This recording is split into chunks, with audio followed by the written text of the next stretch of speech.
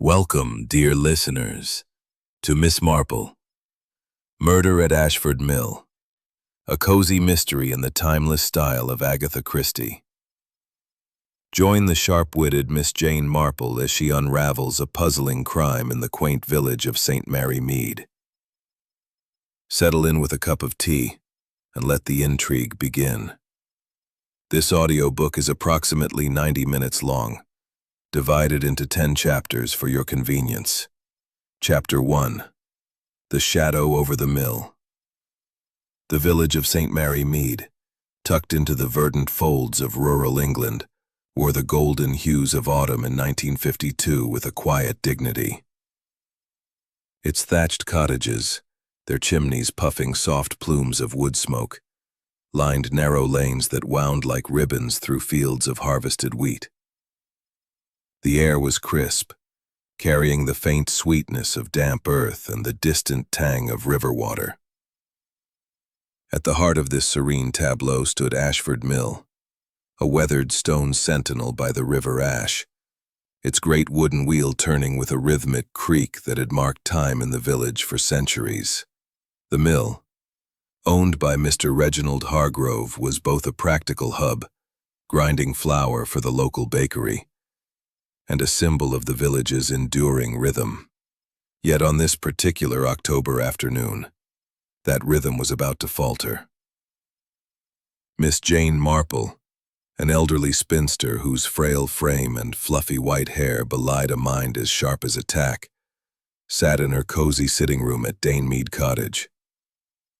Her knitting needles clicked softly, weaving a pink cardigan for her nephew Raymond's youngest child.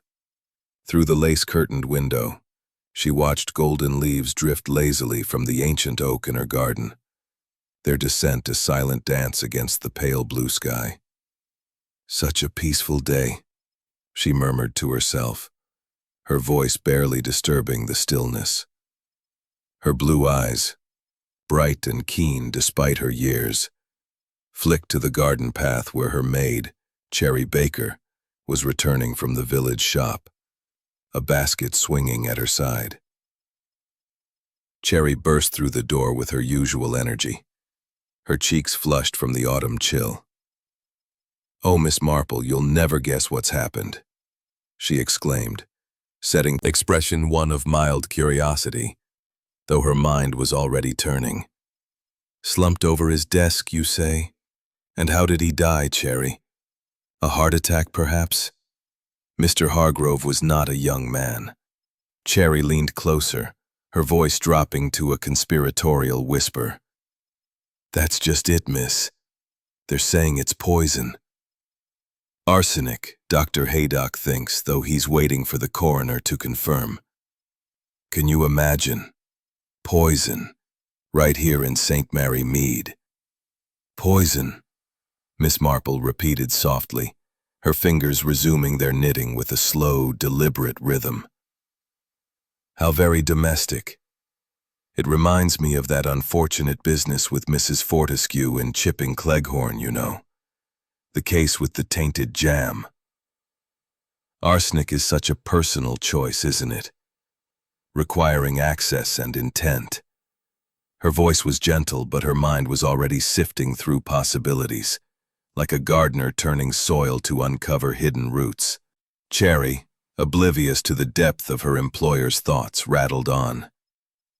"Dolly said Mr. Hargrove was having his tea, same as always, with a scone. The tea was from his own tin, kept in the office cupboard, and the scone was fresh from the bakery. Nobody knows how the poison got there, but everyone's talking. Mrs. Hargrove, his wife, you know, is in a state, and that foreman, Victor Langley, looked proper shaken when I passed the mill." Miss Marple nodded, her eyes drifting to the window again. "Reginald Hargrove," she mused. "A man of some standing, but not without his troubles, I dare say. He was known for his sharp tongue and sharper business dealings. I recall Mrs. Bantry mentioning a dispute with Dr. Blackwood over that orchard land last summer. And then there's his brother, Lionel, isn't there? Returned from abroad, I believe. Oh, yes. Cherry's eyes widened. Lionel Hargrove's back, and they say he and Reginald were at loggerheads over the mill. Something about inheritance. The whole village is buzzing, miss. They're saying it could be anyone. Mrs. Hargrove, Victor, even that secretary, Sylvia Trent, across the cobbled path. The mill loomed ahead, its stone walls weathered to a soft gray, the wheel turning with a steady groan as the river gurgled beneath. A small crowd had gathered near the entrance, villagers whispering behind their hands, their faces a mix of shock and curiosity. Constable Slack, a sturdy man with a perpetually furrowed brow, stood guard at the mill's door, his notebook in hand.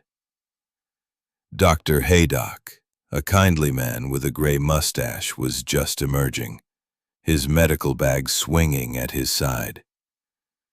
Miss Marple approached, her black handbag clutched demurely, her straw hat slightly askew. "Good afternoon, Constable," she said brightly. "Such a dreadful business. Poor Mr. Hargrove. I was just passing and thought I might offer my condolences to Mrs. Hargrove, if she's about." Slack's frown deepened. "Not a good time, Miss Marple. This is a police matter now. The inspector's on his way from Much Benham."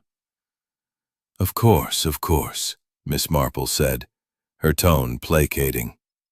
"I wouldn't dream of interfering, but perhaps Dolly Bantry is here. The poor girl must be quite shaken." Slack hesitated, then nodded curtly. "She's inside giving her statement, but don't be long, mind." Miss Marple stepped into the mill's cool interior, her eyes adjusting to the dim light. The air smelled of flour dust and aged wood with a faint metallic tang she couldn't quite place. The office, a small room off the main grinding floor, was cordoned off with a rope, but she could see the desk where Hargrove had met his end. A chipped teacup sat beside a half-eaten scone, crumbs scattered like tiny clues.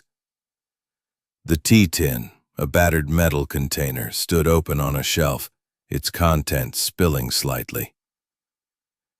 Dolly Bantry, a slight girl of 19 with wide, frightened eyes, sat on a bench nearby, twisting a handkerchief. "Oh, Miss Marple," she cried, leaping up. "It's awful. I brought him the scone myself just after 3. He was fine then." "Swear." Miss Marple nodded, her mind cataloging each name. "And the tea tin. Anyone could have touched it, I suppose." "It's always in the cupboard," Dolly said. "Mr. Hargrove never locked it. Anyone could have got to it, really." "Indeed," Miss Marple murmured. "How very interesting." As she stepped back into the fading daylight, Miss Marple's gaze lingered on the mill wheel, its steady turn a contrast to the chaos within. She noted the footprints in the soft earth near the riverbank, some heavy, some light. One set curiously deep, as if someone had stood still for a long time. "Curious," she said to herself, her voice lost in the river's murmur. The village was alight with speculation by evening. At the Blue Boar Inn, voices overlapped with theories. Was it Mrs. Hargrove, weary of her husband's temper?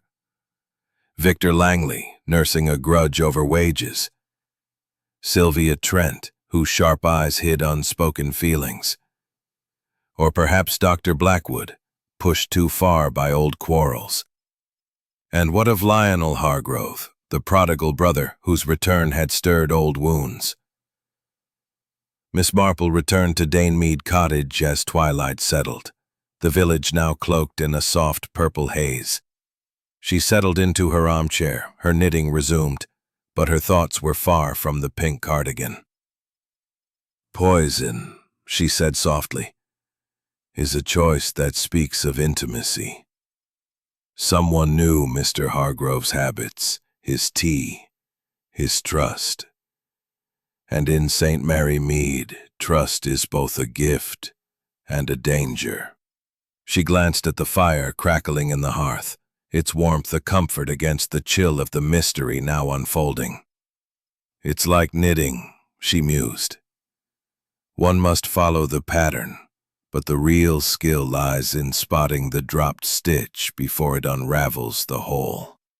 As the clock chimed 6, Miss Marple knew the days ahead would be anything but peaceful. A shadow had fallen over Ashford Mill, and it was one she intended to chase until the truth stood clear in the light. Chapter 2. The Gathering Storm. The morning after Reginald Hargrove's untimely death at Ashford Mill. It's Victor Langley. He's got that temper, hasn't he? And then there's Sylvia Trent, always hovering about Mr. Hargrove like a moth to a flame. Oh, and Lionel Hargrove's name keeps coming up too, what with him turning up out of the blue. Miss Marple's blue eyes, sharp despite the soft lines of her face, gleamed with interest. The village is never short of opinions, Cherry, she remarked, spreading a thin layer of marmalade on her toast. But opinions are like fallen leaves, plentiful, yet often hiding the roots of truth. Tell me, what exactly are they saying about Lionel? Cherry leaned against the table, her apron slightly askew. Well, Mrs. Puddicombe at the bakery says Lionel was seen arguing with Mr. Hargrove by the mill last week. Something about the family inheritance. Lionel's been gone years, off in Australia or some such place, and now he's back, claiming a share of the mill. Folks say he's a bit of a rogue, always was, even as a lad. Interesting, Miss Marple murmured, her mind already weaving connections. A brother's return after so long can stir old resentments. It reminds me of that business with the Carstairs brothers in Netherwallop. Such a tangle over a will. And what of the others? Cherry needed no prompting. Mrs. Hargrove, poor thing, looked like a ghost when I saw her at the chemist's yesterday, buying headache powders. They say she and Mr. Hargrove hadn't shared a kind word in months, and Victor Langley, the foreman, was grumbling about unpaid wages again. He's a big man, miss, with hands like hams, could crush a man's skull, though poison's not his style, is it? Then there's Sylvia Trent, the secretary. Mrs. Bantry swears she was sweet on Mr. Hargrove, though he never gave her the time of day. Miss Marple nodded, her expression serene but her thoughts racing. Love, money, and grudges. Such familiar threads in the tapestry of human affairs. And what of Dr. Blackwood? I recall he and Mr. Hargrove were at odds over that orchard. Oh, yes! Cherry's eyes widened. Dr. Blackwood's been in a right state, late blooming roses despite the weather. Mrs. Clement greeted her warmly, ushering her into a parlor where a fire crackled cheerfully. Jane, how dreadful this business is, Mrs. Clement exclaimed, pouring tea from a silver pot. Poor Dolly's beside herself. She's upstairs now, resting, but she'll join us shortly. To think, poison, right here in St. Mary Mead.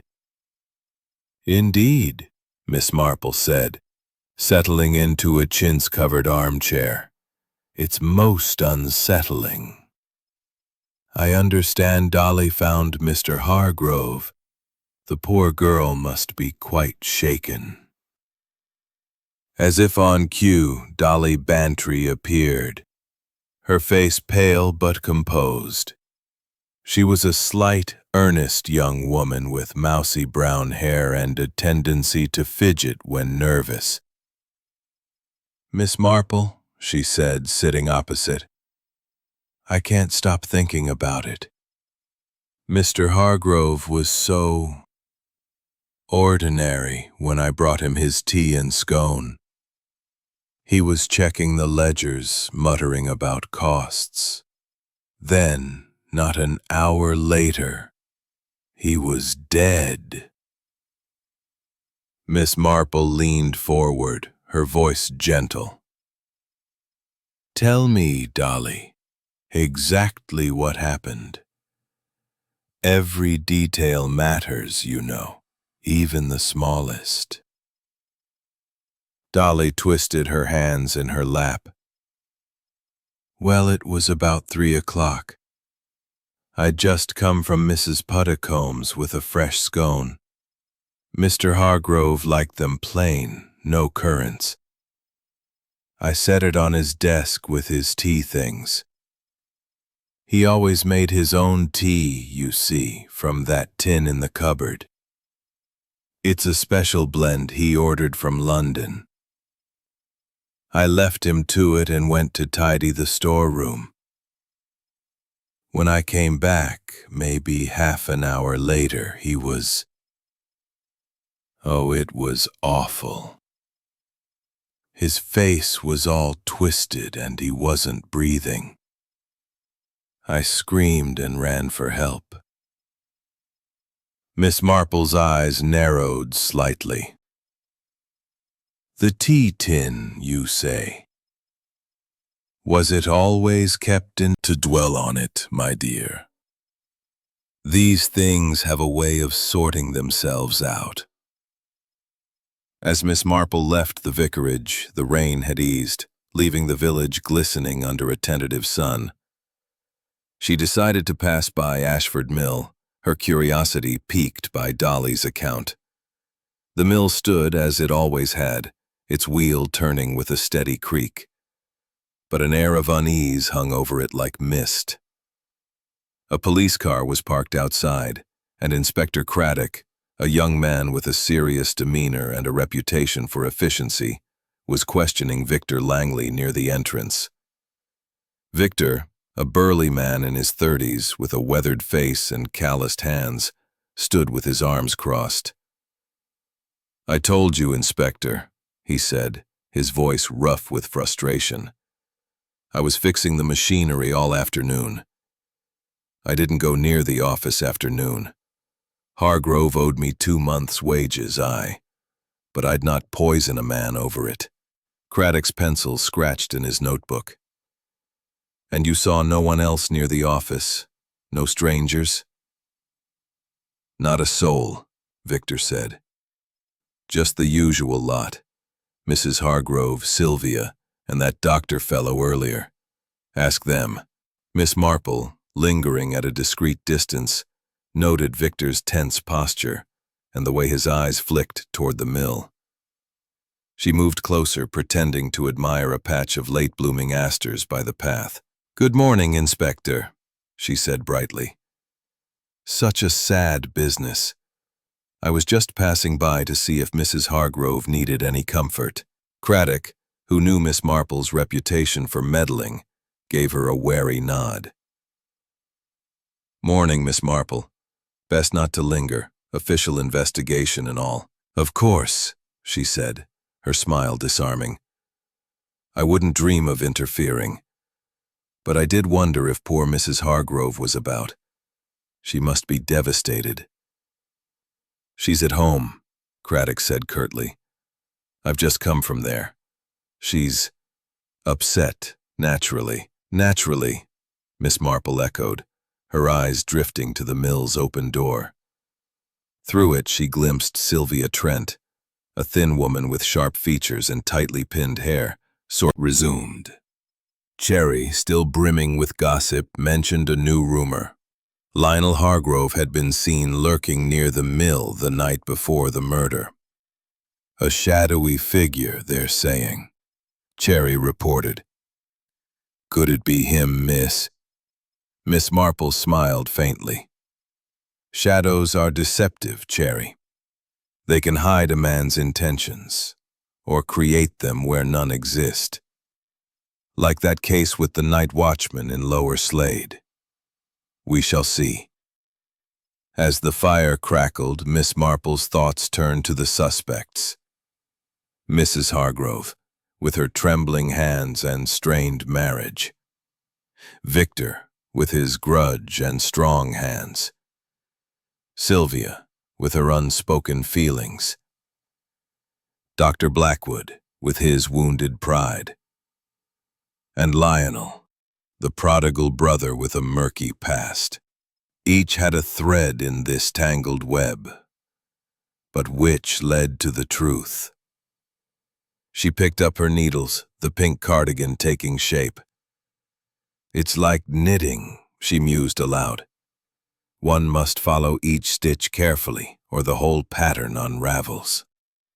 And with that she resolved to keep her eyes and ears open, for in St. Mary Mead, even the quietest corners held secrets waiting to be unraveled. Chapter 3. Whispers in the Wind. The drizzle of the previous day had given way to a crisp, clear morning in St. Mary Mead, the kind that made the village's thatched roofs gleam under the pale October sun. The air was sharp with the scent of damp leaves and the faint musk of the river ash, which wound its way past Ashford Mill like a silver thread through green velvet. The mill itself, though still operational, seemed to carry a shadow of its own, its creaking wheel a mournful echo of the tragedy that had struck 2 days prior.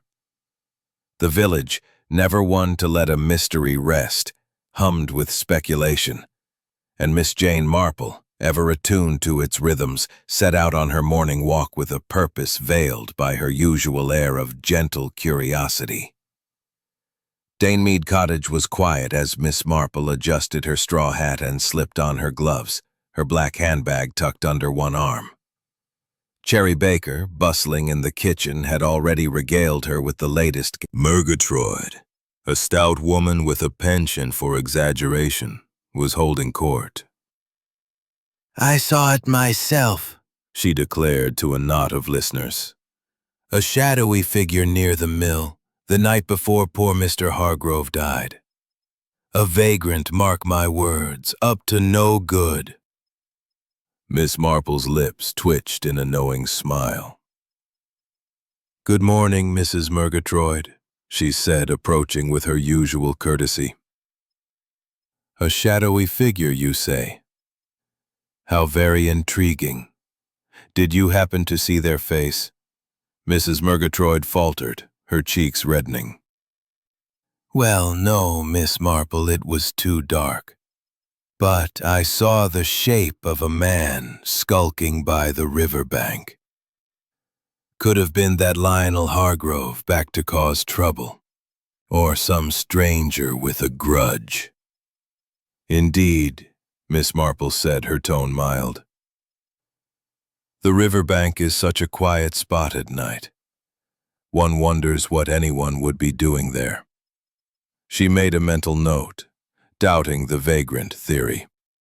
St. Mary Mead was too small, its residents too nosy for a stranger to go unnoticed. More likely the figure was someone familiar, cloaked in the village's penchant for drama. She continued her walk, her route taking her past Ashford Mill. The wheel turned steadily, its creak a constant undercurrent to the village's pulse. Inspector Craddock's car was parked outside, and the young policeman himself was speaking with Sylvia Trent, the mill's secretary, near the entrance. Sylvia, a woman in her 30s with sharp features and a tightly coiled bun, clutched a stack of papers, her expression guarded. Miss Marple slowed her pace, pretending to adjust her scarf as she listened. "You were in the office all afternoon, Miss Trent," Craddock said, his voice firm but not unkind. "Did you see anyone tamper with Mr. Hargrove's tea or sugar?" Sylvia's lips tightened. "I've told you, Inspector. I was typing letters. Mr. Hargrove was in and out, and I didn't watch his every move. The tea tin and sugar bowl were in the cupboard, as always. I didn't touch them." Craddock, still pale, her eyes darting nervously as she greeted Miss Marple.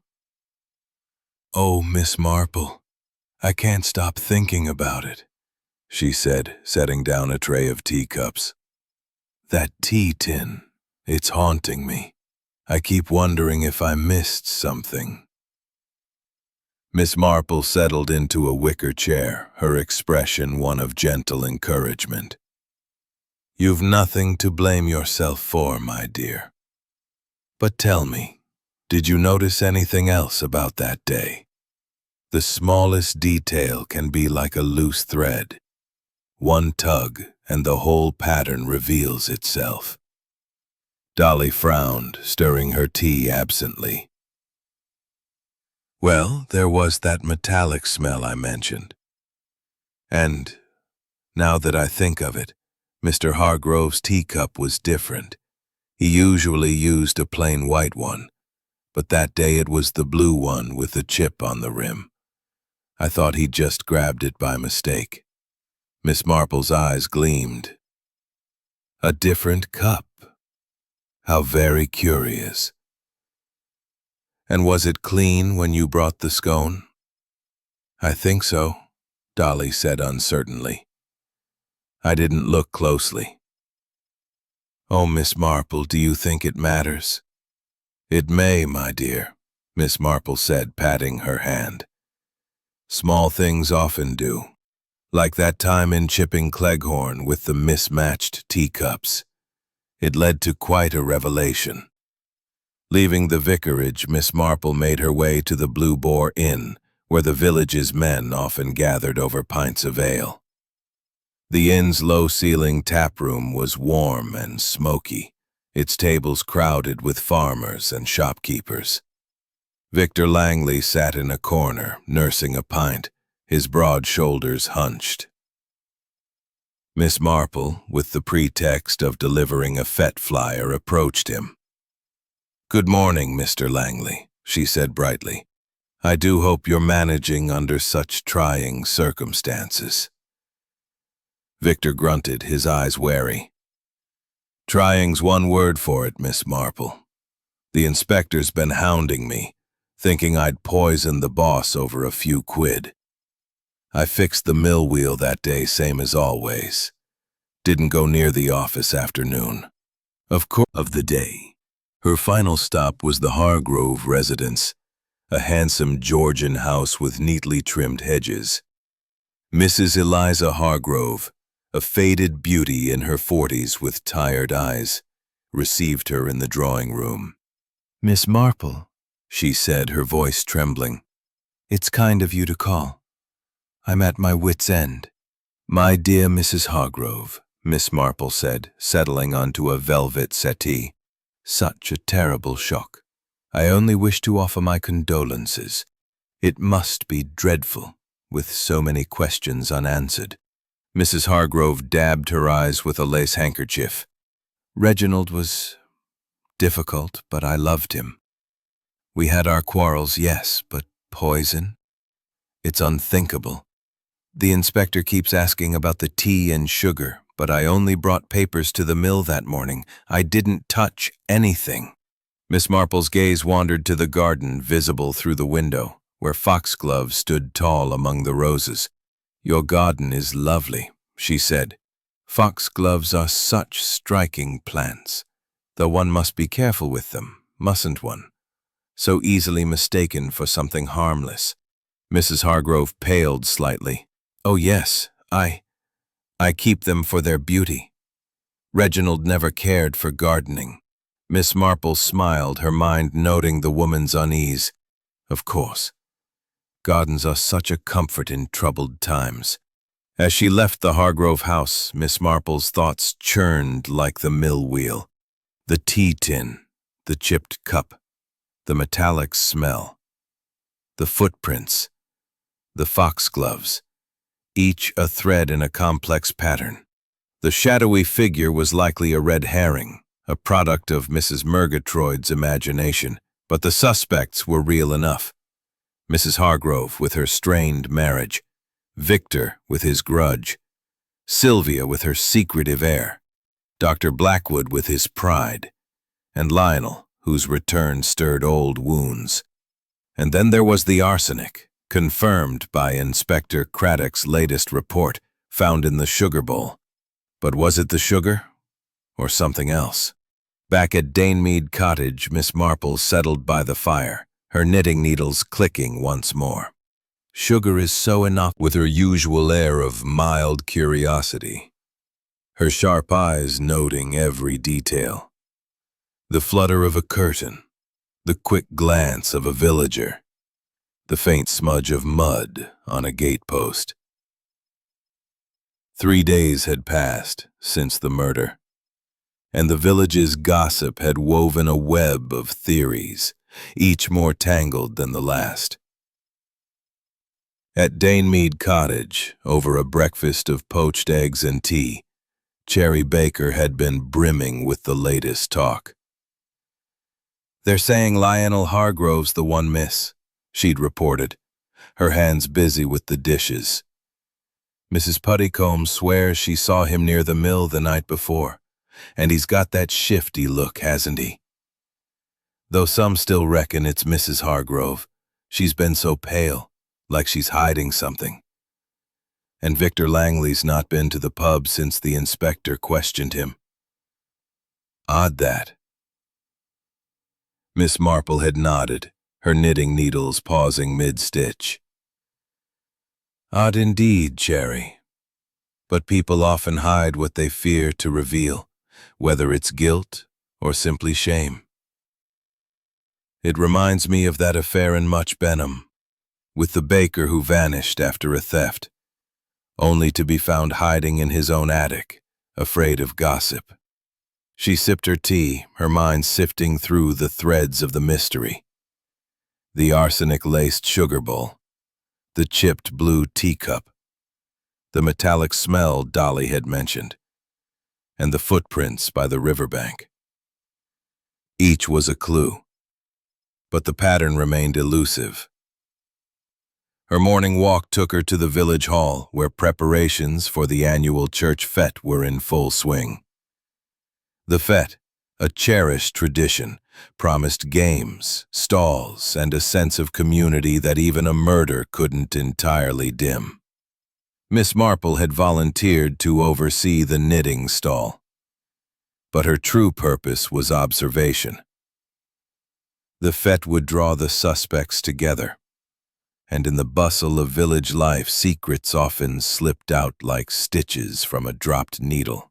The hall was a flurry of activity. Mrs. Clement, the vicar's wife, directed volunteers with her usual brisk efficiency, while Dolly Bantry arranged jars of homemade jam by Mrs. Puttycombe, the baker, with a tray of scones. "You must eat something, Eliza," Mrs. Puttycombe urged, her voice kind but loud enough to carry. "You're wasting away." Mrs. Hargrove managed a weak smile. "Thank you, but I've no appetite. It's all so dreadful." Her voice trembled and she glanced toward the mill, as if its shadow loomed over her. Miss Marple, arranging skeins of wool, noted the exchange. "Poor Mrs. Hargrove," she murmured to Dolly, who had wandered over. "Such a strain, losing a husband so suddenly. I do wonder how she's managing at home." Dolly, her hands sticky with jam, nodded. "She's been keeping to herself, miss. I called yesterday to bring a casserole and she barely said a word. But I saw something odd in her pantry, a bottle of rat poison tucked behind the flour. She said it was for the garden, but it gave me a turn, what with the arsenic and all." Miss Marple's eyes gleamed, though her expression remained placid. "Rat poison, you say? How curious. Gardens do attract all sorts of pests, don't they? Though one must be careful with such things." Her mind turned to the foxgloves she'd seen in Mrs. Hargrove's garden, their toxic potential a quiet threat. Arsenic, however, was the confirmed poison, and its presence in the sugar bowl suggested a different method, one more deliberate, more intimate. As the fete preparations continued, Inspector Craddock arrived, his serious demeanor cutting through the festive chatter. He approached Victor Langley, who was hammering a tent peg with unnecessary force. "Mr. Langley," Craddock said, notebook in hand, "we found arsenic traces on a wrench in the mill's workshop. Care to explain?" Victor's hammer paused, his face reddening. "That's nonsense, Inspector. I used that wrench for the machinery, nothing else. Hargrove was a skinflint, but I didn't poison him." Craddock's eyes narrowed. "You were seen arguing with him the day before he died. About wages, wasn't it?" "Closely with him, I understand. Such a particular man about his tea, wasn't he? Always using that special blend." Sylvia's fingers tightened on her clipboard. "Yes, he was particular. I never touched his tea things, though. He made his own, always." Miss Marple nodded, her eyes noting Sylvia's quick denial. "Naturally. Though I suppose anyone could have reached the cupboard. It's such an open space, the mill office." Sylvia's gaze flickered, but she said nothing, returning to her raffle duties. Miss Marple moved on, her mind turning to a new clue. A bundle of love letters discovered by Craddock's men in Hargrove's desk, written in Sylvia's neat hand.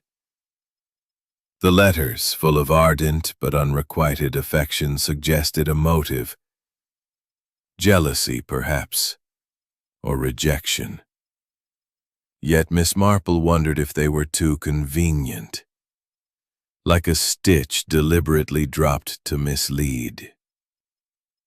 At the tea tent, she encountered Dr. Blackwood, who was sampling a scone with a critical eye.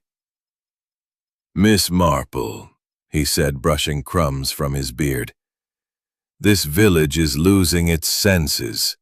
Poison indeed. Hargrove was a fool about that orchard, but I'd not stoop to such a thing." "Of course not," Miss Marple said, her voice soothing. "Though I understand the land meant a great deal to you. Family history, isn't it?" Dr. Blackwood's eyes narrowed. "It's been in my family for generations. Hargrove thought he could buy it for a pittance. We argued, yes. But murder? Preposterous." Miss Marple smiled, her gaze drifting to the mill across the river. "Arguments do leave a mark, don't they? Like footprints in the mud. I noticed some by the riverbank, quite deep, as if someone stood there a long time." Dr. Blackwood coughed, adjusting his glasses. "Footprints. Likely Victor's. He's always tromping about. Now, if you'll excuse me, I must check the flower show entries." And his history with his brother suggested a deep motive. Yet, the arsenic in the sugar bowl pointed to someone with regular access to the mill office. Someone like Sylvia, or even Mrs. Hargrove. The love letters were a compelling lead, but Miss Marple suspected a red herring, designed to distract from the true culprit. As the fete wound down, she slipped away to the mill, where the police had left the office unsealed for the day. The room was as Dolly had described, dusty, with a cluttered desk, a chipped blue teacup, and the open tea tin. Miss Marple's eyes fell on the sugar bowl, its lid still askew. She leaned closer, noting a faint powdery residue. Not sugar, but something finer, almost imperceptible. "Curious," she murmured, her mind racing. "Sugar is such a simple thing, yet so easy to tamper with." Returning to Mead cottage, she settled by the fire. Her knitting resumed. The fete had been a distraction, but it had revealed much. Sylvia's defensiveness, Victor's quick accusations, Dr. Blackwood's unease, Mrs. Hargrove's fear, and Lionel's absence. The love letters, the arsenic, the footprints, the metallic smell. Each was a thread in a tapestry still taking shape. "It's like a skein of wool," Miss Marple mused aloud. "Tangled, but with patience, one can follow the strand to its source." As the sun set over St. Mary Mead, casting long shadows across the village, Miss Marple knew the mystery was deepening. The threads were many, but the truth lay in their careful untangling, and she was determined to find it. One stitch at a time. Chapter 5. Shadows Lengthen. The village of St. Mary Mead, now 5 days into the mystery of Reginald Hargrove's poisoning at Ashford Mill, wore its autumnal beauty with a deceptive calm. The leaves, a riot of gold and crimson, drifted lazily onto the cobbled lanes, and the river Ash murmured softly as it turned the mill's ancient wheel. Yet beneath this serene veneer, the village pulsed with unease, its residents casting sidelong glances and whispering theories over garden fences. Miss Jane Marple, her frail figure bundled in a tweed coat against the October chill, walked the familiar path from Mead cottage, her black handbag swinging gently at her side. Her blue eyes, sharp as ever, missed nothing. The flutter of a curtain, the hurried step of a villager, the faint gleam of suspicion in a neighbor's glance. Over breakfast, Cherry Baker had been a fountain of gossip, her voice bright with the thrill of scandal. "They're saying it's Mrs. Hargrove now, miss," she'd reported, slicing bread with vigor. "Mrs. Murgatroyd saw her buying rat poison at the chemist's last month, and everyone knows she and Mr. Hargrove were barely speaking." But then, there's talk of Sylvia Trent, those love letters the police found. And Victor Langley's been acting queer, keeping to himself. Oh, and Lionel Hargrove's still nowhere to be seen. Folk reckon he's fled. Miss Marple had sipped her tea, her knitting needles idle for once. "Flight is often a sign of fear, Cherry, but not always guilt. Like that poor girl in Chipping Cleghorn who ran off, only to be hiding from shame, not crime. We must be careful not to judge too quickly." Her mind, however, was busy, weaving together the clues. The arsenic in the sugar bowl, the chipped blue teacup, the metallic smell Dolly had noted, the footprints by the riverbank, and now the love letters, which seemed almost too convenient a discovery. Her morning's destination was the village shop, where gossip flowed as freely as tea at the vicarage. The shop, a cramped space filled with jars of sweets and stacks of tinned goods, was a packet of envelopes. Said it was for the mill's accounts. Seemed in a hurry, if you ask me. "Thank you," Miss Marple said, tucking the biscuits into her bag. "It's the small things, isn't it, that tell the story?" She left the shop, her mind noting Sylvia's haste and Mrs. Hargrove's sleeplessness. The headache powders were intriguing. Arsenic, she knew, could be found in such remedies in minute doses, though not enough to kill. Or were they? Her walk took her past Ashford Mill, where the wheel's steady creak seemed a mournful counterpoint to the village's unrest. Inspector Craddock was there, speaking with Victor Langley near the workshop. Victor, his burly frame tense, wiped grease from his hands with a rag. "I've told you, Inspector," he said, his voice rough. "That wrench was for fixing the mill gear. If there's arsenic on it, someone put it there to make me look bad." Craddock's tone was measured. You had reason to dislike Hargrove, Mr. Langley. Unpaid wages, arguments, motive enough for some. Victor's face darkened. I'm no poisoner. If you want motive, look at Sylvia. She was always mooning over him, and he treated her like dirt. Or ask Dr. Blackwood about that land deal. He was spitting mad. Miss Marple, lingering near a hedgerow as if admiring the late-blooming hawthorn, noted Victor's quick deflection. His anger seemed genuine, but his tendency to point fingers was telling. She moved closer, her voice soft as she addressed Craddock. Good morning, Inspector. Such a sad business. I was just wondering if poor Mrs. Hargrove is managing. She must be dreadfully alone. Craddock, accustomed to Miss Marple's gentle intrusions, gave a curt nod. She's at home, Miss Marple. I've spoken to her. She claims she was at the mill only briefly that morning, delivering papers. No alibi for the afternoon, though. Dear me, Miss Marple said, her eyes wide with concern. And Miss Trent? Such a capable young woman, but this must be a strain. She's cooperating, Craddock said, his tone guarded. I didn't see anything odd, except that chipped cup and the smell. Miss Marple settled into a chair, her handbag resting on her lap. You've been most helpful, Dolly. That smell, metallic, you said. Could it have been something in the office? Ink, perhaps, or cleaning fluid? Dolly frowned, twisting a stray thread from her apron. I don't think so. It was stronger, like medicine, maybe. And the cup.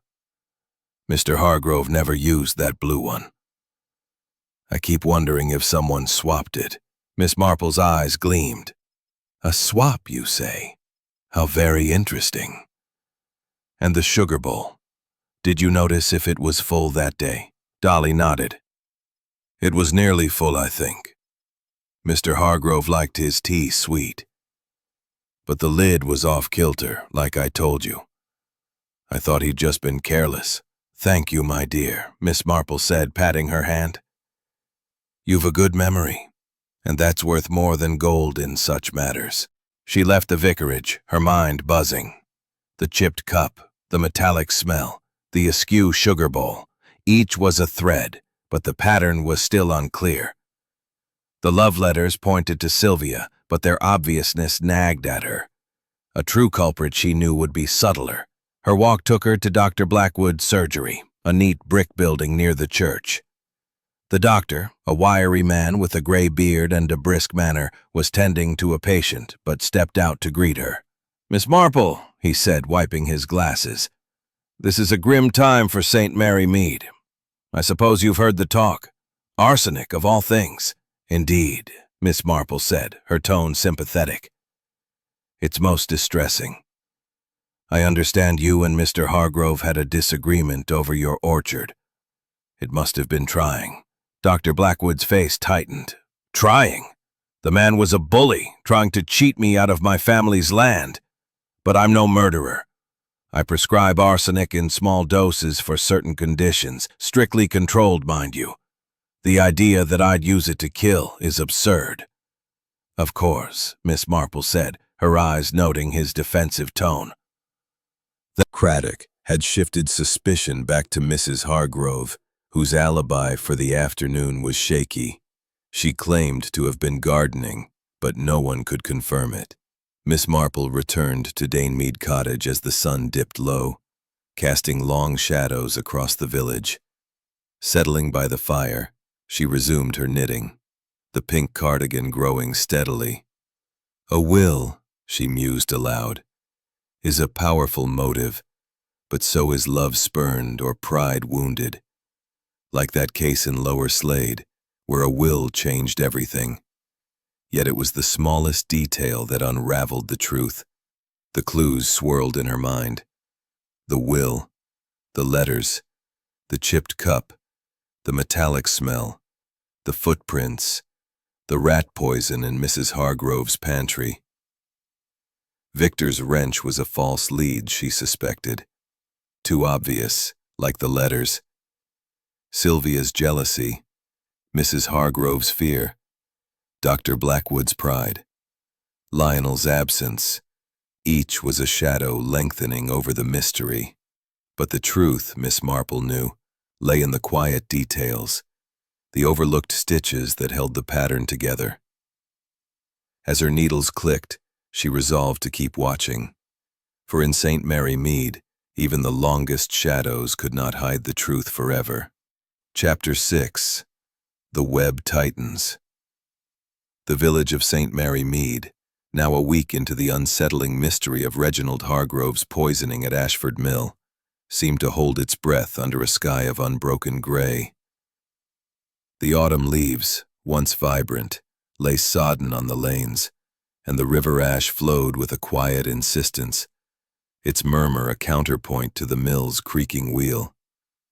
The village, though outwardly serene, buzzed with a restless energy, as if the weight of unanswered questions pressed upon every cottage and garden. Miss Jane Marple, her frail figure wrapped in a woolen shawl, stepped out from Danemead Cottage, her black handbag tucked under her arm.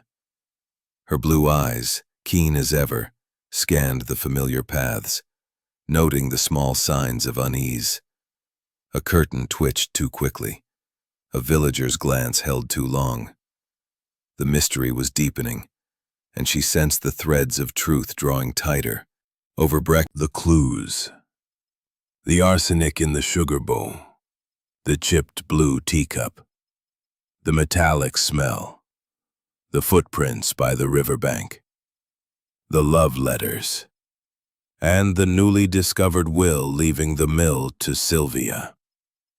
The poisoned well, she suspected, was a distraction, but the other threads were tightening into a pattern she could almost discern. Her morning walk took her to the church where preparations for Sunday service were underway. The churchyard with its ancient yews and weathered gravestones was a place of quiet reflection. But today it hummed with whispered speculation. Miss Marple paused by the lich gate where Mrs. Clement was arranging flowers for the altar. "Jane," Mrs. Clement said, her voice low, "this business at the mill is tearing the village apart.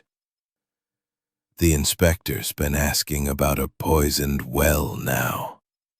Some nonsense about arsenic in the water. It's got everyone on edge." Miss Marple's eyes twinkled with gentle amusement. "Village nerves, my dear. A well is too public for such a precise crime as Mr. Hargrove's. But tell me, has Dolly mentioned anything new about that day?" Mrs. Clement shook her head. "Poor Dolly's still shaken. She did say something odd, though, about Sylvia Trent.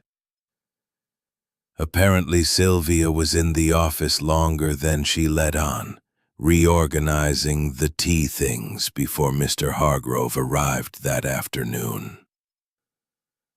Dolly thought it was just her being fussy. But now," Miss Marple nodded, her mind seizing on the detail. "Reorganizing, you say? How very particular. It reminds me of that housekeeper in Netherwallop who rearranged the larder to hide a theft." She thanked Mrs. Clement and continued her walk, her thoughts turning to Sylvia's access to the tea tin. Could she have tampered with it under the guise of tidiness? Her path led her to Ashford Mill, where the air smelled of damp stone and flour dust. Inspector Craddock was there, questioning Sylvia Trent in the office doorway. Sylvia, her to that cupboard. "Of course," Miss Marple said, her eyes drifting to the office. Such an open space, isn't it? Anyone could have slipped in. Mrs. Hargrove, Mr. Langley, even a visitor like Dr. Blackwood. She paused, then added, or perhaps Mr. Lionel Hargrove, who seems to be much discussed. Craddock's expression sharpened. Lionel's been elusive. We've got a receipt showing he bought arsenic in London last month, for rats, he claims. He's due for questioning today. Miss Marple nodded, her mind noting the arsenic purchase. Rats are such a convenient excuse, aren't they? Like that case in Saint-Honoré with the gardener's poison. She bid Craddock good day and moved on, her gaze lingering on the riverbank, where the footprints she'd noticed earlier were now faded by rain. The deep, stationary set intrigued her. Someone had stood there, watching, perhaps planning. Her next stop was Dr. Blackwood's surgery, where she called under the pretext of collecting a FET donation. The doctor, busy with a patient, greeted her briefly in the waiting room. Miss Marple, he said, his gray beard bristling.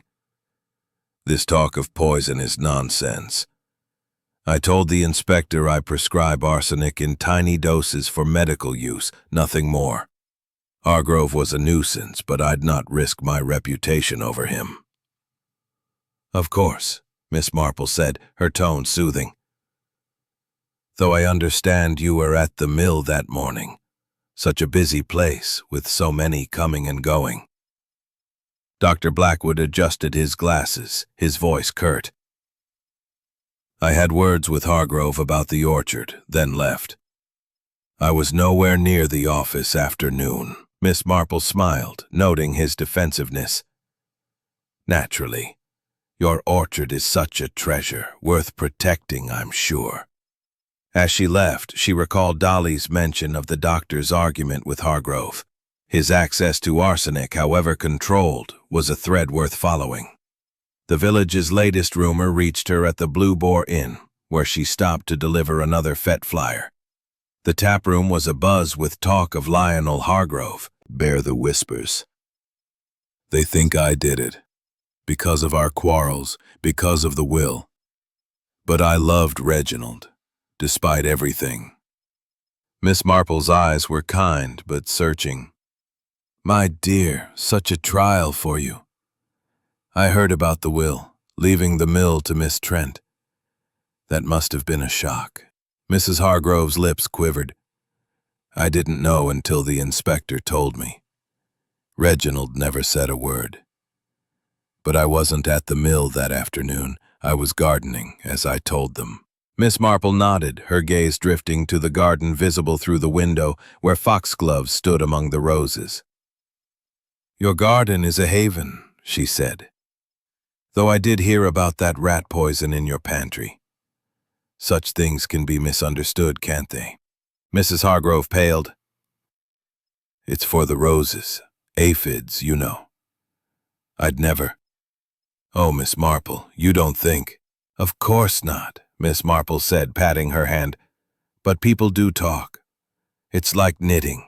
One loose stitch, and the whole pattern unravels. She left the house, her mind noting Mrs. Hargrove's fear and the convenient presence of poison. Back at Danemead Cottage, Miss Marple settled by the fire, her knitting resumed. The clues swirled. The will favoring Sylvia, the love letters, the chipped cup, the metallic smell, the footprints, the rat poison, Lionel's arsenic purchase, Sylvia's tidying, Dr. Blackwood's access. The poisoned well was a false lead, she was certain, born of village hysteria. But the tea tin intrigued her. It's not just the sugar, she mused aloud. The tea leaves were steeped longer that day, Dolly said. Someone knew his habits. Someone close. The web was tightening, with Sylvia, Mrs. Hargrove, Dr. Blackwood, and Lionel at its center. Victor's wrench and the letters were distractions, she suspected, but the truth lay in the quiet details. The cup, the smell, the footprints. Like a tangled skein, she thought, her needles clicking. It takes patience to find the end. As the fire crackled, Miss Marple knew the mystery was nearing a turning point, and she was ajar. The mystery was tightening, and she sensed the first glimmers of truth emerging from the tangled web of clues. Over a breakfast of toast and marmalade, Cherry Baker had been brimming with the latest village talk. "It's all about Lionel Hargrove now, miss," she'd said, her hands busy with a teapot. "They say he's been dodging the inspector, and that arsenic he bought in London's got everyone pointing fingers. But Mrs. Puddycombe reckons Sylvia Trent's the one. Those love letters make her look desperate, don't they? And Mrs. Hargrove's been seen crying in her garden like she's guilty of something. Oh, and Victor Langley's back at the pub, acting like nothing's happened." Miss Marple had sipped her tea, her knitting needles resting on the table. Guilt, Cherry, is often mistaken for grief, and innocence can wear a bold face. Like that case in Lower Slade where the grocer's wife wept for weeks, only to be hiding a broken heart, not a crime. Her mind was busy, weaving together the clues. The arsenic in the sugar bowl, the chipped blue teacup, the metallic smell, the footprints by the riverbank, the love letters, the will favoring Sylvia, and Lionel's arsenic purchase. The poisoned well rumor had fizzled out, as she'd suspected, but the other threads were drawing tighter, and she felt the pattern nearing clarity. Her morning walk took her to Ashford Mill, where she hoped to examine the crime scene more closely.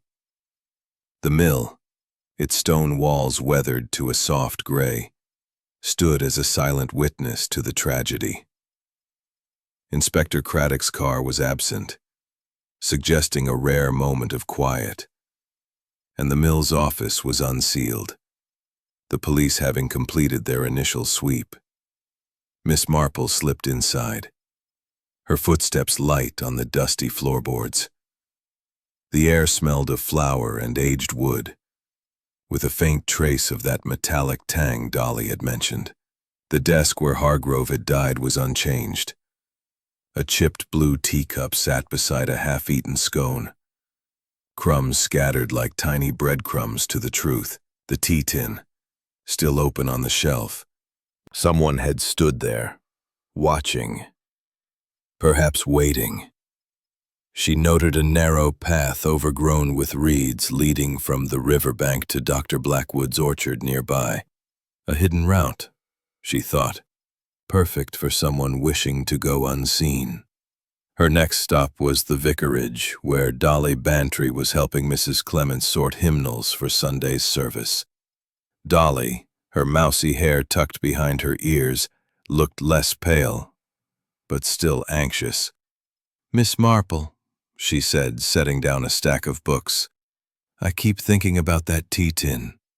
I told the inspector I saw Sylvia tidying it the day before, but I didn't think anything of it then. Now I wonder." Miss Marple settled into a chair, her handbag resting on her lap. "You've a sharp eye, Dolly. Tidying can cover many sins, can't it? Like that maid in Saint Honoré who polished silver to hide her theft. Did you notice anything else about Sylvia that day?" Dolly frowned, her fingers twisting a hymnal's edge. She was nervy, I suppose, kept glancing at the cupboard, like she was checking something. And she left the office just before I brought the scone. Said she had to post a letter. Miss Marple's eyes gleamed. "A letter, you say? How interesting. And the cupboard? Was the sugar bowl open when you arrived?" Dolly nodded. "Yes, the lid was off, like I said. I thought Mr. Hargrove had been careless, but now I'm not sure." "Thank you, my dear," Miss Marple said, patting her hand. "You've been most helpful. Small details, like loose stitches, often hold the key." She left the vicarage, her mind buzzing with Sylvia's nervous glances and the open sugar bowl. The lipstick smudge was a new clue, suggesting someone other than Hargrove had handled the cup, or drunk from it. Her walk took her to the Blue Boar Inn, where Victor Langley was back to his usual haunt, nursing a pint in the tap room. Miss Marple, delivering a fete flyer, approached him with her disarming smile.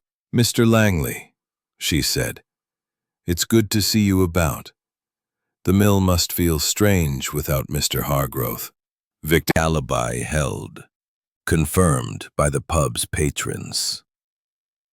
One suspect narrowed out, but the others remained tangled in the web. Her final stop was Dr. Blackwood's orchard, a quiet plot bordered by the river and the mill's path. The doctor, tending his apple trees, greeted her with a curt nod. "Miss Marple," he said, pruning shears in hand. "This is a surprise. Come to see the orchard Hargrove tried to steal?" "Merely a walk, Dr. Blackwood," she said, her eyes scanning the ground. "Your orchard is lovely, though I imagine it's been a source of contention. I heard you were at the mill that morning, such a busy place." Dr. Blackwood's face tightened. "I had words with Hargrove, then left. I've no patience for this village gossip about poison. My arsenic is for patience, not murder." "Of course," Miss Marple said, her gaze lingering on the path to the mill. "Though this path is quite convenient, isn't it? One could slip to the mill unseen." She smiled, softening the implication. "Not that you would, of course." Dr. Blackwood coughed, adjusting his glasses. "I've better things to do, Miss Marple. Now if you'll excuse me." He turned back to his trees, but Miss Marple noted his unease. The path was a crucial discovery, discreet, direct, and perfect for a covert visit. Back at Mead Cottage, Miss Marple settled by the fire, her knitting resumed. The clues were aligning. The lipstick smudge, Sylvia's tidying, the hidden path, Victor's alibi, the will, the love letters, the metallic smell. Lionel's arsenic purchase was compelling, but his absence suggested fear rather than guilt. Mrs. Hargrove's rat poison and shaky alibi kept her in the frame, as did Dr. Blackwood's access and motive. But Sylvia's nervous behavior and the lipstick smudge pointed to her most strongly. And wood smoke. While the river ash flowed with a quiet insistence, its surface mirroring a sky of shifting clouds. The mill's wheel turned with its ceaseless creak, a steady heartbeat in a village pulsing with suspicion. Miss Jane Marple, her frail figure wrapped in a tweed coat and scarf, stepped out from Mead Cottage, her black handbag a familiar companion. Her blue eyes, sharp as ever, scanned the lanes with a gentle intensity, noting the subtle signs of tension. A villager's hurried glance. A door closed too quickly. A whisper cut short. The web of clues was tightening, and she sensed a turning point in the mystery, like a pattern in her knitting finally taking shape. Over breakfast, Cherry Baker had been a whirlwind of village gossip, her voice bright with the thrill of scandal. "It's Sylvia Trent they're all talking about now, miss," she'd said, setting a plate of scones on the table. "Those love letters have everyone convinced she did it. spurned by Mr. Hargrove and out for revenge.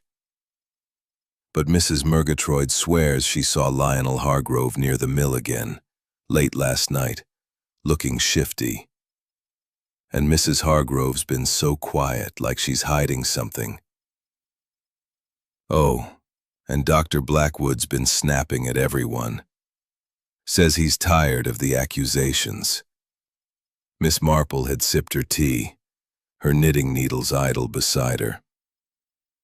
Accusations, Cherry, are like loose threads, plentiful but often leading nowhere. Like that case in Netherwallop where the butcher was blamed for a theft that was really a misunderstanding. We must look for the quiet stitches, the ones that hold the pattern together. Her mind was busy, weaving the clues.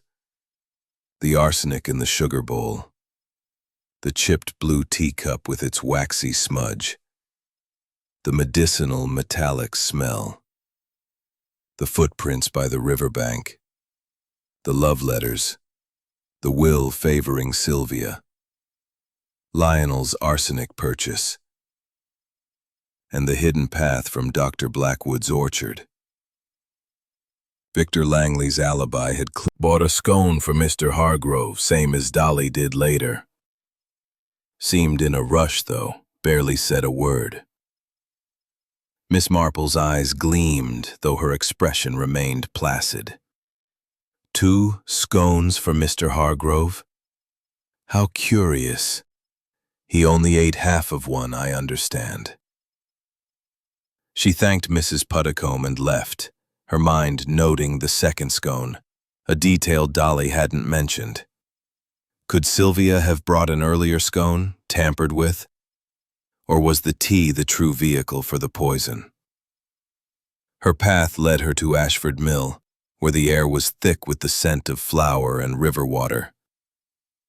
The office was quiet, the police having scaled back their presence, but Miss Marple slipped inside, her footsteps soft on the creaking floorboards.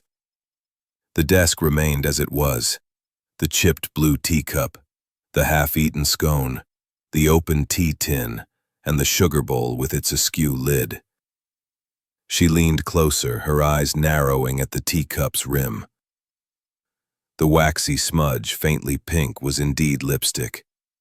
Not Mrs. Hargrove's shade, she recalled, but Sylvia's bold red. Lipstick lingers, she murmured, her mind racing. Had Sylvia drunk from the cup, or was it planted to incriminate her? She examined the tea tin, noting its loose lid and the faint powdery residue inside. Not tea, but something finer. Arsenic, perhaps, she thought, careful not to disturb it. The sugar bowl, too, bore traces of that crystalline powder, but her instinct told her the tea was key. Hargrove's habit of steeping his special blend longer than usual, as Dolly had noted, suggested a slow poison, administered over time. Someone who knew his routine, she mused, and had access to the tin.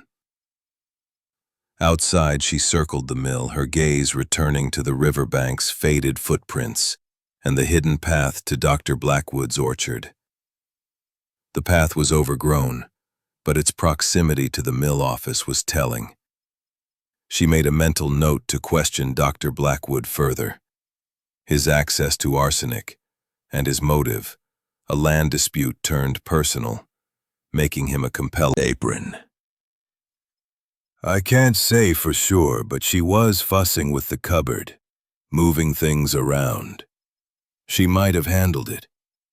Thank you, my dear, Miss Marple said, patting her hand. Your memory is a treasure. She left the vicarage, her thoughts churning. The lipstick smudge and Sylvia's tidying pointed to her, but the second scone raised questions. Was it a red herring, or had it been removed to conceal another attempt?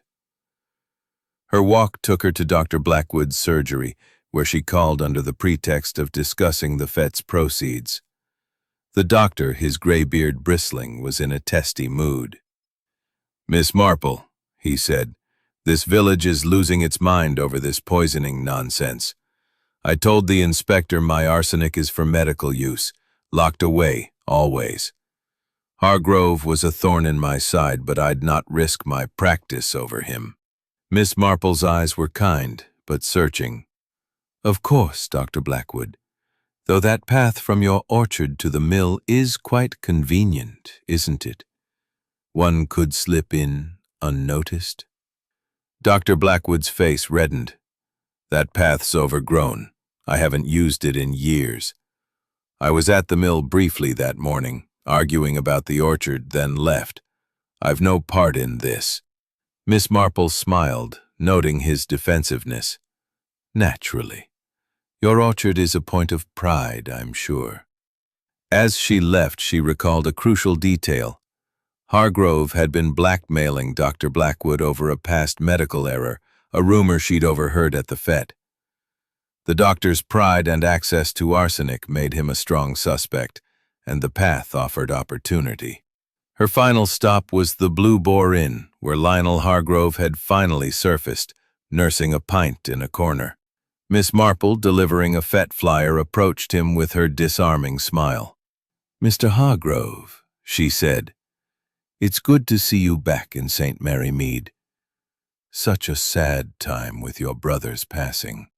Lionel, a lean man with a weathered face and sharp eyes, grunted. "Sad, maybe, but Reggie brought it on himself, always pushing people too far. I didn't touch his tea leaves, swapped by someone intimate with Hargrove's habits."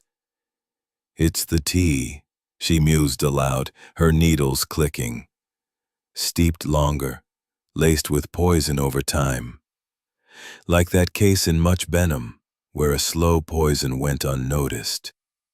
Sylvia's access and motive were strong, but Dr. Blackwood's path and blackmail were compelling.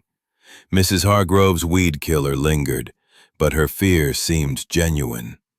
Lionel was a shadow, his guilt uncertain.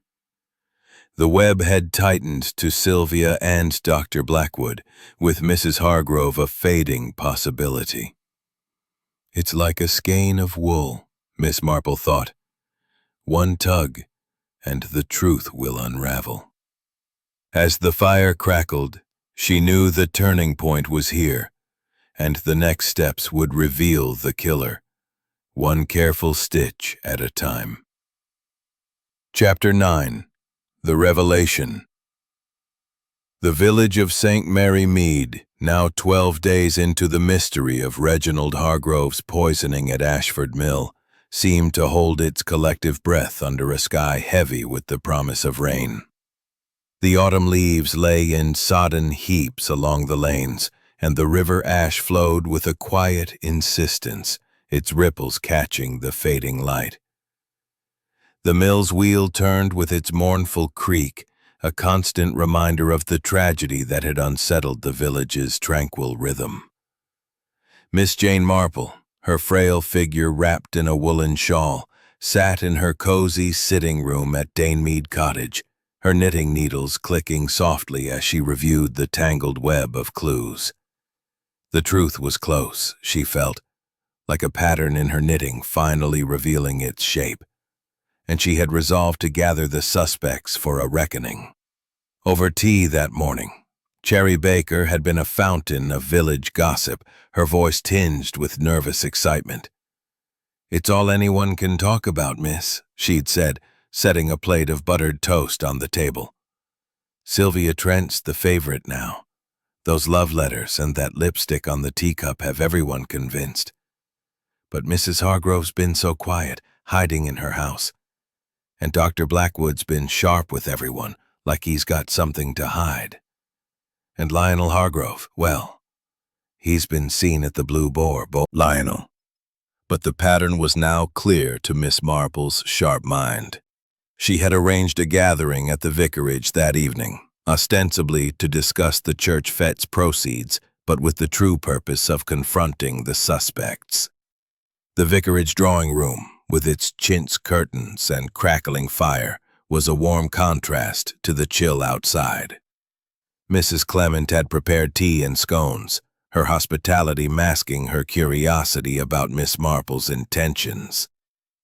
Inspector Craddock, invited at Miss Marple's request, stood by the fireplace, his notebook at the ready, his expression a mix of skepticism and respect. The suspects arrived one by one. Mrs. Eliza Hargrove, pale and trembling in black. Sylvia Trent, her sharp features drawn and her red lipstick bold. Dr. Ephraim Blackwood, his gray beard bristling with indignation. And Lionel Hargrove, lean and wary, his eyes darting like a cornered fox. Miss Marple, seated in an armchair with her knitting on her lap, began with her usual gentle demeanor. "Thank you all for coming," she said, her voice soft but clear. "This dreadful business at the mill has troubled us all, and I believe it's time we unraveled the truth. It's like knitting, you see. One must follow each stitch carefully, or the whole pattern falls apart." Mrs. Hargrove clutched her handkerchief, her voice trembling. "Miss Marple, I don't know why I'm here. I loved Reginald, despite our quarrels. I'd never harm him." Dr. Blackwood snorted, adjusting his glasses. "Nor I. This talk of poison is absurd. Hargrove was a nuisance, but I'm no murderer." Sylvia's lips tightened, her hands gripping her skirt. "I've said it before. I cared for Mr. Hargrove, but I didn't touch his tea or sugar.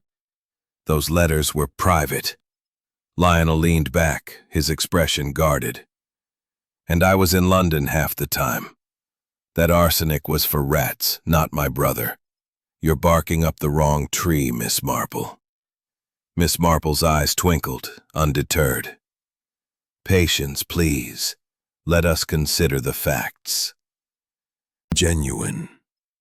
And your alibi, though shaky, is supported by the gardener who saw you in your roses that afternoon."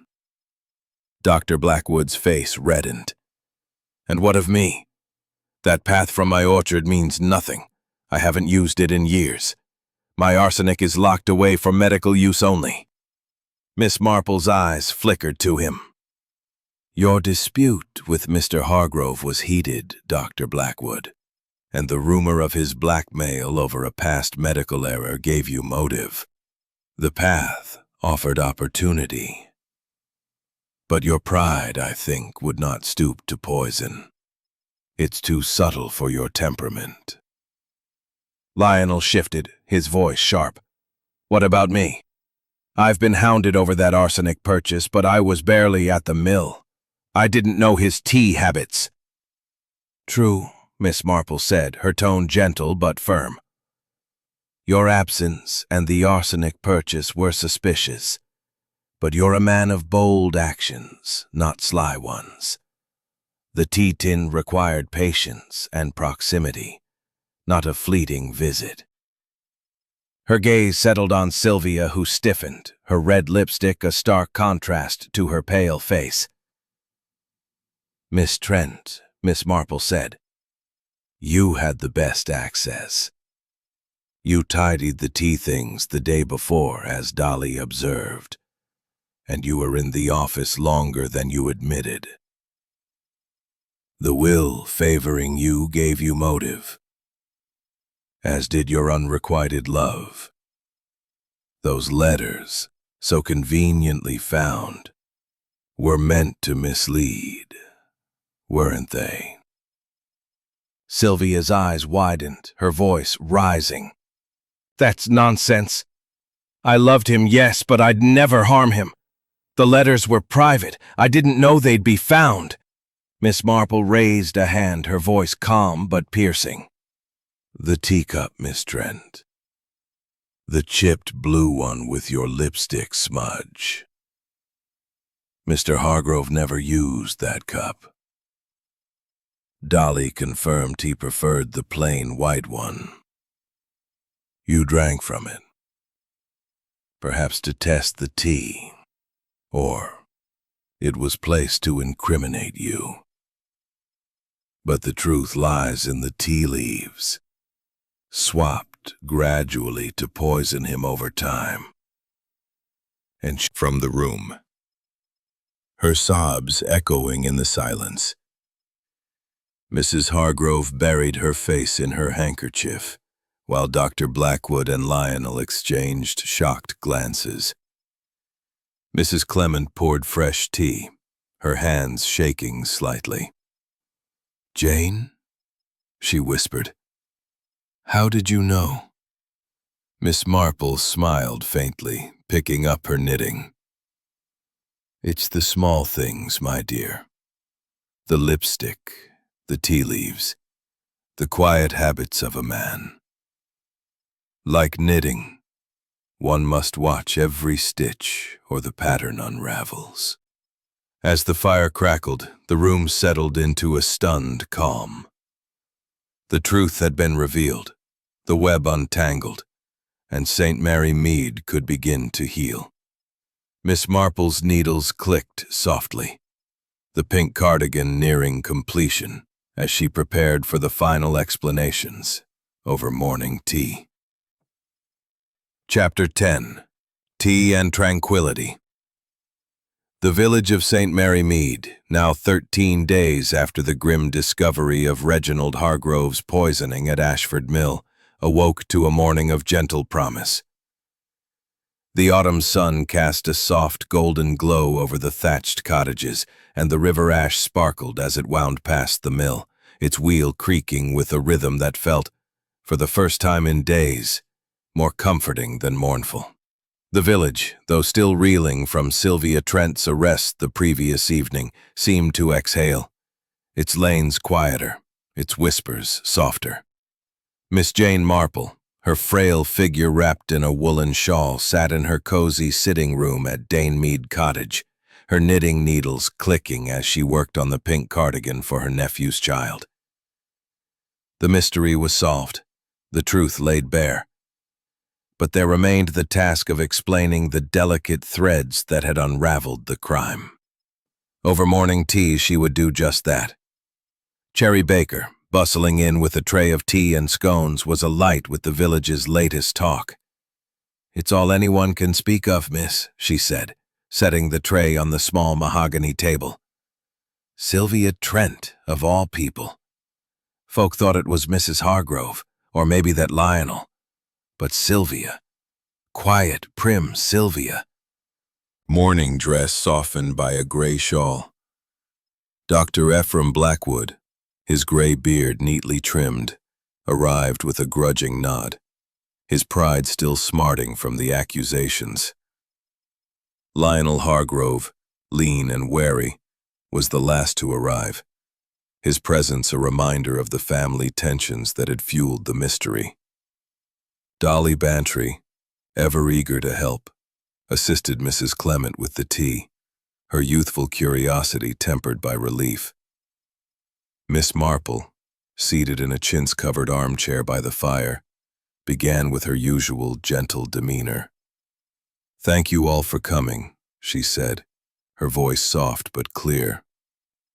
"This has been a trying time for St. Mary Mead, and I thought it only right to explain how we came to the truth about poor Mr. Hargrove's death. It's like knitting, you see. One must follow each stitch carefully, or the whole pattern unravels." Craddock leaned forward, his expression attentive. "I'll admit, Miss Marple, I was skeptical at first. The arsenic in the sugar bowl pointed one way, but you saw something we missed. How did you know it was the tea leaves?" Miss Marple's eyes twinkled as she set her teacup down. The sugar bowl inspector was a clever distraction, like a bright thread meant to catch the eye. The arsenic traces were real, but they were too obvious, too easily found. Mr. Hargrove's tea, however, his special blend, steeped longer than usual, as Dolly noted, was the true vehicle for the poison. It was administered gradually, over days, to mask its taste and effect, until that final, fatal dose. Mrs. Hargrove's hands trembled, her voice barely above a whisper. But why Sylvia? I feared it might have been me they suspected, with the weed killer in my pantry. Miss Marple's gaze was kind but piercing. Your weed killer, Mrs. Hargrove, was a red herring, though a troubling one. Your strained marriage gave you motive, and your presence at the mill that morning raised questions. But your fear was genuine, and the gardener confirmed you were in your not sly schemes. Your quarrel with your brother was real, but the tea tin required someone who worked closely with him, day after day. Her gaze settled on the empty chair where Sylvia Trent might have sat, had she not been arrested. Miss Trent, she continued, had the best access. As Mr. Hargrove's secretary, she handled his tea things daily, tidying the cupboard as Dolly observed. The will, leaving the mill to her, gave her motive, as did her unrequited love. Those letters, so conveniently found in his desk, were meant to mislead, to make her seem a victim of her own emotions. Craddock nodded, his expression thoughtful. But the teacup, Miss Marple, that was the key, wasn't it? The lipstick smudge. Precisely, Miss Marple said, her needles clicking softly as she resumed her knitting. The chipped blue teacup, which Mr. Hargrove never used, bore Sylvia's red lipstick, a shade no one else in the office wore. Dolly confirmed he preferred a plain white cup. The smudge suggested Sylvia had handled it, perhaps drunk from it to test the tea, or it was a mistake she couldn't erase. It was a small detail, but, like a loose stitch, it unraveled the whole. Mrs. Clement poured fresh tea, her hands steady despite the weight of the revelation. But how did she get the arsenic, Jane? There was no trace of it in her possession. Miss Marple's eyes twinkled. The weed killer, I suspect, though not Mrs. Hargrove's. Sylvia bought a similar product, as Mrs. Puddicombe mentioned in passing. She purchased it at the chemist's weeks before, claiming it was for her garden plot. It was arsenic-based, easily distilled into a form that could be mixed with tea leaves. She swapped the tins gradually, adding small doses to weaken Mr. Hargrove, until the final dose proved fatal.